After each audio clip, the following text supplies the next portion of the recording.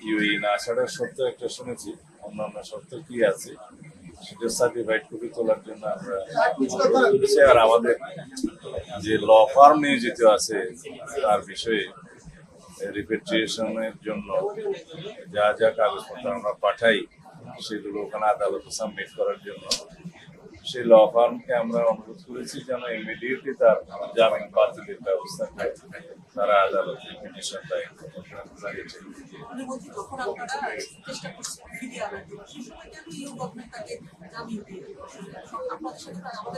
আদালতের বিষয়টা পুরোপুরি না জেনে আমি বক্তব্য দিতে চাই না। আমাদের ল ফার্মকে আমরা অনুরোধ করেছি সার্টিফিকেট কথা বলবো এবং আমরা ইনস্ট্রাকশন দিয়েছি যেন তার জামিন বাতিলের জন্য তারা পিটিশন দেয়, কারণ তার কাছে অন্যান্য দেশেরও পাসপোর্ট থাকতে পারে, সেটা আমাদের সন্দেহ।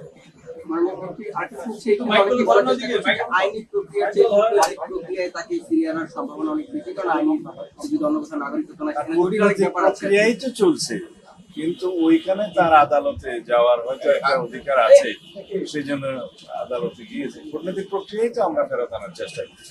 মাননীয় মন্ত্রী, মানুষের মধ্যে বোমা নিয়ে একটা আতঙ্ক কাজ করছে মেট্রো রেলে, আপনি সে বিষয়ে কি বলবেন যে আতঙ্কটা কাজ করছে? দ্বিতীয় বিষয় হচ্ছে সার্জিও সদ্য বাংলাদেশ সফর করে গেলেন এবং এখানে এসে তিনি ভারতের রাষ্ট্রদূতের সাথে লম্বা সময় বৈঠক করেছেন। তিনি চলে যাওয়ার পরে ভারতের রাষ্ট্রদূত দিনেশ ত্রিবেদী আবার চলে গেছেন। এটা আসলে রাজনীতিতে কোনো বার্তা দেয় কিনা? মানে বিএনপি গভর্নমেন্ট এই বৈঠককে কিভাবে দেখছে? প্রথমটা কি ছিল? বোমা আতঙ্ক। রথযাত্রা এবং উল্টো রথযাত্রা এই দুইটাকে আমরা নিরাপদ করার জন্য সমন্বিত প্রয়াস নিয়েছিলাম। আমাদের আইন শৃঙ্খলা রক্ষাকারী বাহিনী, গোয়েন্দা সংস্থা সমূহ খুব সমন্বিত প্রচেষ্টা নিয়েছিল, কোনো অসুবিধা হয় নাই এবং শান্তিপূর্ণভাবে সেটা হয়েছে। তবে দুর্ভাগ্যজনকভাবে উল্টো রথযাত্রার দিনে কমলাপুরের দিকে মতিঝিলের ওদিকে একটা মেট্রো রেলের পিলারের নিচে একটা বোমা সদৃশ্য জিনিস পাওয়া যায়, একটা ছাতার মধ্যে।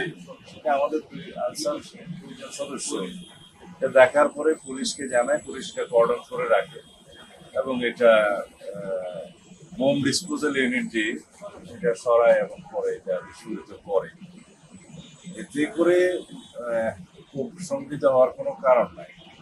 কোনো পক্ষ হয়তো চেষ্টা করেছিল যে সাম্প্রদায়িক সম্প্রীতি বিনষ্টের কোনো কিছু করা যায় কিনা, তারা হয়তো চেষ্টা করেছিল। আমরা সেটা সেভাবে দেখছি এবং একটা তদন্ত পরিচালনা করছি আমরা এর পিছনে কারা আছে ফাইন্ড আউট করার জন্য।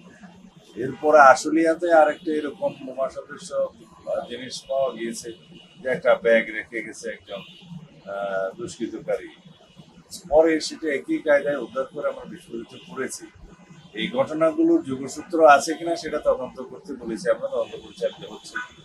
তবে আগের সময়ের তুলনায় যদি আমরা তুলনামূলক বিবরণী দেই একই সময়ে এই বিষয়গুলো কিরকম হয়েছে তার তুলনায় এটা অনেকটা কম।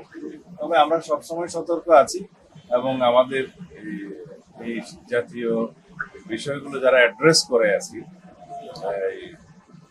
আমাদের উগ্রবাদী তৎপরতা বা এই জাতীয় সাম্প্রদায়িক সম্প্রীতি বিনষ্ট করার যে সমস্ত তৎপরতা, এগুলো যারা মনিটর করে, আমাদের স্পেশাল টিম আছে, তারা এই ব্যাপারে সতর্ক আছে।